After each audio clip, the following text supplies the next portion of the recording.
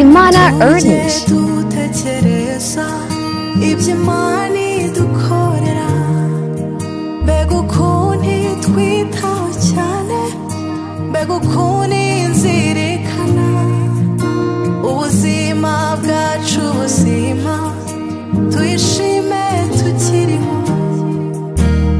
Biratangaje cyane iby'Imana idukorera, ariko ikibabaje ntitujya tubyitaho cyane, nyamara Imana ni nziza, niwe makuru turengera. Bwacu buzima tuyishime tukiriho. Biratangaje cyane iby'Imana idukorera, ariko ikibabaje ntitujya